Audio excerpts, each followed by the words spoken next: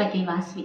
మీరు కనుక village Vakeel Vasavi channel మొట్టమొదటిసారిగా చూస్తున్నట్లయితే వీడియోకి లైక్ చేసి ఛానల్ తప్పకుండా సబ్స్క్రైబ్ చేసుకోండి. సో ఈరోజు వీడియోలో కొంతమంది నన్ను బేర్ యాక్ట్ అసలు ఎట్లా చదవాలి, సో ఏ పర్పస్కి బేర్ యాక్ట్ ఎట్లా చదవాలి అనేది కూడా నేను ఈ వీడియోలో చెప్తాను. అసలు బేర్ యాక్ట్ ఎట్లా చదవాలి, ఏ విధంగా దాన్ని మనం అలవాటు చేసుకోవాలనేసి చాలామంది అడుగుతున్నారు. సో ఈరోజు మీకు వీడియోలో బేర్ యాక్ట్ ఎట్లా చదవాలనేది చెప్పబోతున్నాను. జనరల్గా మనకి బేర్ యాక్ట్స్ అనేవి ఇప్పుడు ఫర్ ఎగ్జాంపుల్ టాట్స్ కానీ జ్యూరిస్ప్రుడెన్స్ కానీ ఇట్లాంటి సబ్జెక్ట్స్కి మనకి బేర్ యాక్ట్స్ ఉండవు. ఎందుకంటే టాట్స్ వచ్చేసి అన్కోడిఫైడ్ లా అండ్ జ్యూరిస్ప్రుడెన్స్ వచ్చేసి జనరల్ సబ్జెక్ట్, అంటే it is about knowledge of law. కాబట్టి మనకి దేనికైతే యాక్ట్స్ ఉంటాయో అండ్ కాన్స్టిట్యూషన్ మనం బేర్ ప్రొవిజన్ అనాలి, మిగతా వాటిని బేర్ యాక్ట్స్ అంటాము. సో అయితే ఈ బేర్ యాక్ట్ అనేది మనకి ఇప్పుడు ఏదైనా ఒక చట్టం వస్తుందంటే బేర్ యాక్టే. మిగతా టెక్స్ట్ బుక్స్ అయినా మిగతా కేస్ లాస్ అయినా కేసెస్ వచ్చేసి కోర్ట్స్ నుంచి తీసుకుంటాము అండ్ మిగతా కాన్సెప్ట్ ఆ పర్టికులర్ ఆస్పెక్ట్ని ఎక్స్ప్లెయిన్ చేస్తూ ఏ ఆథర్ బుక్ బాగుంటే ఆ టెక్స్ట్ బుక్స్ చదువుతూ ఉంటాము. బట్ అల్టిమేట్గా ఇదంతా నాలెడ్జ్ ఎక్కడి నుంచి వస్తుంది మనకంటే from the bare act itself. మీరు ఫస్ట్ ఒక బేర్ యాక్ట్ ఏ యాక్ట్ చదవబోతున్నారు, ఫర్ ఎగ్జాంపుల్ అది ఇండియన్ కాన్స్టిట్యూషన్ బేర్ ప్రొవిజన్ చదవబోతున్నారు, లేదంటే ఇండియన్ కాంట్రాక్ట్ యాక్ట్కి సంబంధించి చదవబోతున్నారు, లేదంటే బిఎన్ఎస్ఎస్ ఏదైనా సరే ఒక బేర్ యాక్ట్ మీరు స్టార్ట్ చేసే ముందు దానిలో ఎన్ని సెక్షన్స్ ఉన్నాయి, కాన్స్టిట్యూషన్ అయితే ఎన్ని ఆర్టికల్స్ ఉన్నాయి, ఎన్ని అమెండ్మెంట్స్ వచ్చాయి, అవి ఏంటంటే ఫస్ట్ మనకి ఎనాక్ట్మెంట్ అప్పుడు అవి కనిపించవు, తర్వాత అవి మనకి అమెండ్మెంట్స్ రూపంలో యాడ్ అవుతూ ఉంటాయి. మీరు చేయాల్సింది ఎన్ని సెక్షన్స్ ఉన్నాయి, అలాగే ఒక్కొక్కటి ఏంటంటే కొన్ని ఏమో పార్ట్స్గా డివైడ్ అవుతూ ఉంటాయి, కొన్ని చాప్టర్స్గా డివైడ్ అవుతూ ఉంటాయి.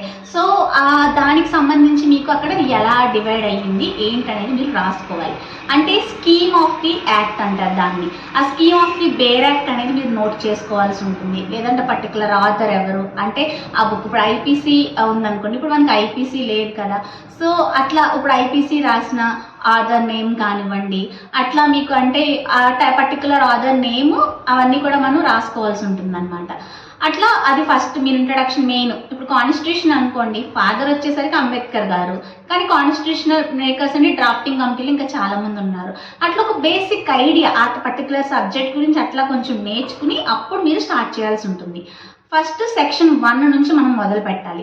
సెక్షన్ 1 నుంచి మొదలు పెడుతూ ఏం చేయాలంటే సెక్షన్ 1 మీరు అర్థం చేసుకోవాలి. అందులో కొన్ని టెర్మినాలజీస్ మీకు అర్థం కానీ ఉన్నాయనుకోండి, అవి ఏంటి అంటే అక్కడ నాట్ విత్ స్టాండింగ్ అని తర్వాత ప్రొవైడెడ్ అని అలా ఉంటుంది. ప్రొవైడెడ్ అంటే ఇప్పుడు పైన చెప్పిన దానికి ఇంకొక ఇన్ఫర్మేషన్ ఎక్స్ట్రాగా మనకి ఇవ్వడం, లేదా నాట్ విత్ స్టాండింగ్ అంటే ఆ పైన చెప్పిన దానికి ఒక ఎక్సెప్షన్ ఇవ్వడం కానీ, సో అట్లాంటి వర్డ్స్ పెడతారు. సో అవన్నీ మీరు అర్థం చేసుకోండి. అర్థం కాకపోతే అవి మీరు సెర్చ్ చేసుకోవచ్చు గూగుల్లో.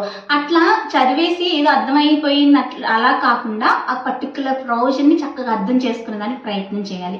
అలానే మనకి ఒక యాక్ట్ని ఎలా డివైడ్ చేస్తారంటే అట్లా చాప్టర్స్గా కానీ అట్లా యూనిట్స్గా కానీ డివైడ్ చేసినప్పుడు ఇప్పుడు ఇంత ఆస్పెక్ట్లో ఇంత, ఇప్పుడు మనకి ఐపీసీ అప్పుడు ఎలా డివైడ్ చేశారు, ఇప్పుడు బిఎన్ఎస్ అయినా ఆఫెన్సెస్ అగైన్స్ట్ హ్యూమన్ బాడీ ఈ ఒక సెక్షన్ నుంచి ఈ సెక్షన్ వరకు ఉంటాయి, ఉమెన్కి సంబంధించి ఈ సెక్షన్ నుంచి ఈ సెక్షన్ వరకు ఉంటాయి, అండ్ అలా ప్రొవిజన్ ప్రాపర్టీకి సంబంధించి ఎలా ఉంటాయి. అది ఒక స్కీమ్ అనేది ఫస్ట్ బ్రెయిన్లోకి వెళ్ళిపోవాలంటే which section to which section ఏ పార్ట్లో ఎలా ఉందనేది అది ముందు వెళ్ళాలి.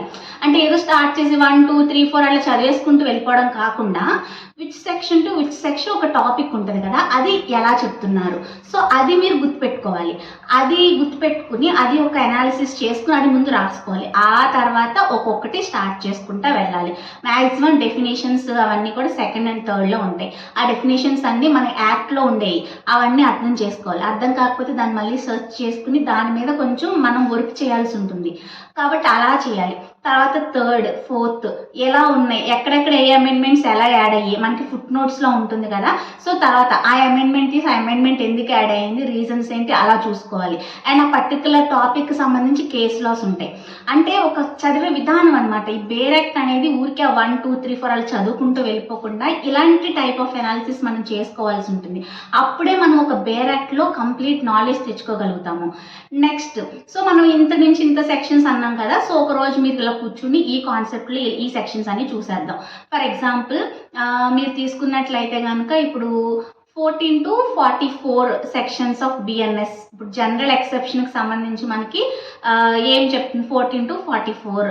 ఒక టైప్లో మనకి ఎట్లా చెప్తారంటే ఇక్కడ నుంచి ఇక్కడ వరకు ఇవి ఆ రోజంతా ఇంకా ఆ సెక్షన్స్ కూర్చొని చక్కగా వాటిలో అర్థం చేసుకోవడం, వాటిలో కేసెస్ కానీ కాన్సెప్ట్స్ కానీ అర్థం చేసుకోవడం. అట్లా ఏ యొక్క యాక్ట్ మీరు చదువుతున్నా కూడా ఆ స్కీమ్ ఆఫ్ ది యాక్ట్ని ముందు రాసుకుని అప్పుడు అది చదవాలన్నమాట. అలా చదువుతున్నప్పుడు మనకి అప్పుడు గుర్తుంటాయి సెక్షన్స్. లేదంటే ప్రతి సెక్షన్ ఇప్పుడు ఐపీసీ తీసుకుంటే 511 ఉండేవి, ఇప్పుడు కొంచెం తగ్గినాయి. సిఆర్పిసి పెరిగాయి బిఎన్ఎస్ఎస్లో. అట్లా ముందు ఆ స్కీమ్ అనేది మనకి మైండ్లో ఉంటే కనీసం అప్పుడు గుర్తుంటాయి. అంతేగాని బండగా బట్టి పట్టేస్తాను ప్రతి సెక్షన్ అంటే అవ్వదు. కాబట్టి అది బేరెక్ట్ చదివే విధానం అనేది ఇట్లా ఉండాలన్నమాట. ముందు మీరు ఏం చేస్తారంటే బేరెక్ట్ సంబంధించి ఏబి పర్పస్లేమో మనకి వితౌట్ షార్ట్ నోట్స్ ఉంటుంది, మామూలుగా విత్ షార్ట్ నోట్స్. మనం తీసుకున్నట్లయితే ఎక్స్ప్లెనేషన్స్ కూడా ఉండాలి. జేసీజే చదువుతున్నారంటే అలాంటి బేరెక్ట్స్ తీసుకోవాలి. సో బేరెక్ట్లో మనకి ఏంటంటే ఇలా ఉంటాయి అన్నమాట, ఏబీకి వేరు దీనికి వేరు. సో జేసీజేకి మనం ఫుల్ ఇన్ఫర్మేషన్, ఎక్స్ప్లెనేషన్స్, ఇల్లుస్ట్రేషన్స్ అన్నీ ఉన్నది తీసుకోవాలి. ఏబీకి ఇలా తీసుకోవాలి. సో రెండు వేరేగా తీసుకోవాల్సి ఉంటుంది అనమాట.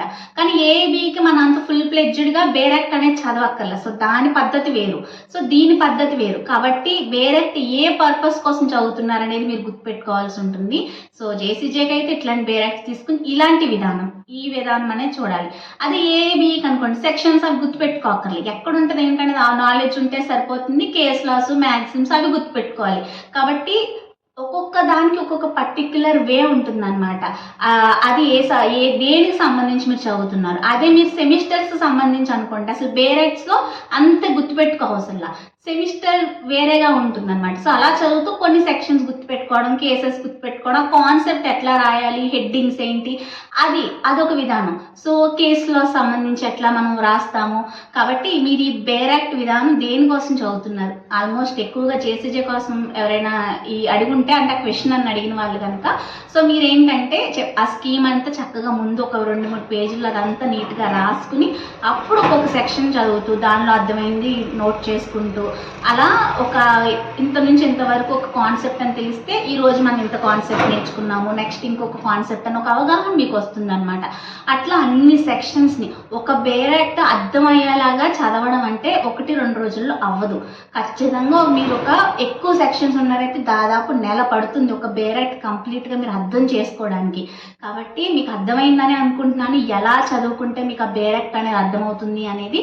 సో అట్లా 1, 2, 3, 4 అనుకుంటా కాకుండా ఒక స్కీమ్ పెట్టుకుని ఆ స్కీమ్ ప్రకారంగా మీరు ఆ సెక్షన్స్ని అలవాటు చేసుకుంటూ అందులో ఉన్న టెర్మినాలజీస్ కొన్ని అర్థం చేసుకుంటూ ఇలా మీరు బేరెక్ట్ చదివినట్లయితే ఈజీగా మీరు మంచిగా ఆ బేరెక్ట్ అనేది కంప్లీట్ చేయగలుగుతారు. సో మీకు అర్థమైందని అనుకుంటున్నాను. ఇంకేమైనా డౌట్స్ ఉంటే కామెంట్స్లో షేర్ చేయండి.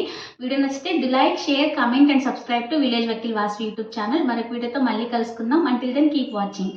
Bye bye.